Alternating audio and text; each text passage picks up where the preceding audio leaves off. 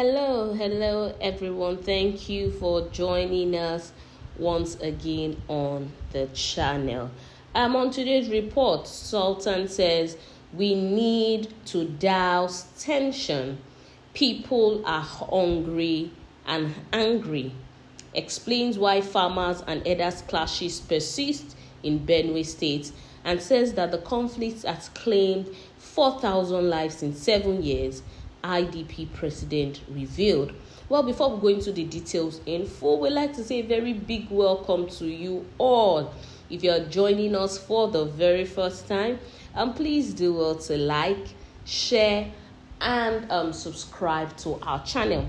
Now, to all of our existing subscribers, please don't forget to always give us a thumbs up on our posts as they come your way. Thank you and God bless you. Now into the details of today's report. Today's report says we need to douse tension. Now, the Sultan of Sokoto is the one saying this, saying that people are hungry, people are angry, and we know that saying that says a hungry man is an angry man. Well, the Sultan seems to feel that is actually correct. The fact that we have a lot of hungry people actually makes people very angry, and he feels it explains why we see all of these farmers and others clashes and all of that. Well, to the details in full. The Sultan of Sokoto, Alhaji Sahad Abubakar, yesterday said that there was need to look for ways of dousing the tension in the country, stressing that people are hungry and at the same time angry. The Sultan disclosed this in Abuja at a national conference on livestock reforms and the mitigation of associated conflicts organized by the Kano state government to proffer lasting solution to the farmers-herders clashes in the country. He said that the clashes between farmers and herders in Benue State has continued because all the suggestions made to the government were not implemented. Abubakar stated, "Let's keep politics aside.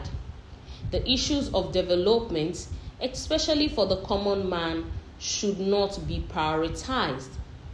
These people that God Almighty gave us leadership over, one day, God forbid, rise up against us. After all this English by professors, how do we get these developments down to the common man, who is a farmer, the common Fulani man who doesn't know anything about development in his life? He only cares about cattle. I have been to Benue at least 2 times as a sultan to sit with the governors and traditional rulers to discuss peace in the Benue Valley. At the end of it, the suggestions are thrown away. Nothing is done and we are back to square one. Let this conference not be in the same manner. Let's do it, and let's do it well and now. The people are hungry. Is there money? Akawi kudi? No cash. People are angry and hungry. Let's see how we can douse the tension." Also, the Vice President of the Islamic Development Bank, Dr. Mansa Mukhtar, said various farmers-herders clashes that took place at various times across the country claimed the lives of 4,000 people in 7 years, with several thousand others sustaining injuries. He said while these fatalities were initially confined to the North Central, they have since spread across the country, increasing pre-existing religious and ethnic tensions. Mukhtar stressed that the northern parts of Nigeria have been the epicenter of the conflict, noting that the incident has been spreading to other regions. He added that given the relatively poor performance of the region in terms of education, health, and other human development indicators, this situation was unattainable and threatens the future of the young, growing, and promising population. His words, conflicts between farmers and herders and pastoralists have been an issue of national concern in recent years. Perhaps the most significant issue of concern is the growing number of casualties associated with it. Between 2016 and now, at least 4,000 people lost their lives in these conflicts, with several thousand others sustaining injuries, both physical and emotional.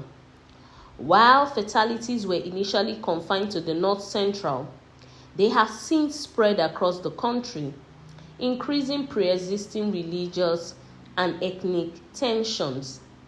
In addition to the unfortunate loss of life, this conflict has often been manifested by an increasing number of internally displaced persons, leading to the breakdown of family units, the bedrock of our society, and the disruption in education, especially for young girls.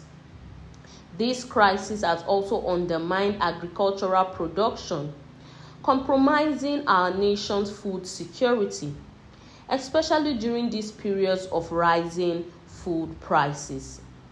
Malta decried the security challenges caused by the conflict. He stressed that with the passage of every single day that the crisis goes unresolved, the already fragile national security was further threatened.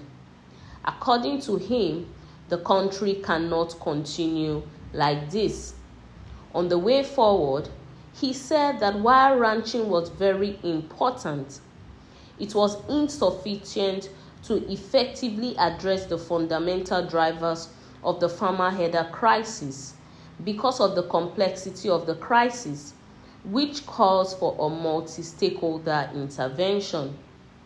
Mokhtar stressed that the abysmal performance of the National Livestock Transformation Plan, NLTP, showed that there was far greater political will than has been demonstrated thus far. He said the NLTP appears to have great potential, but requires community buy-in and the full cooperation of all levels of government. It was also of the opinion that the modernization of the livestock sector cannot be left to the government alone, given the need for financing and capacity building, while calling for support from private investors, the international donor community, and development finance institutions, DFI. Now, declaring the conference open, the governor of Kano State, Dr. Abdullahi Ganduje, said the conference grew out of the need to provide solutions to the age-long conflict between the herders and farmers, and also proposed way forward to economic development of the sector. He stressed that the theme of the conference was relevant in the current scheme of events, given the appropriateness of the time when Nigeria has been persistently experiencing other security challenges. Well, that is it on the details of today's report. Until we'll come your way next time, please do well to stay safe. Bye-bye.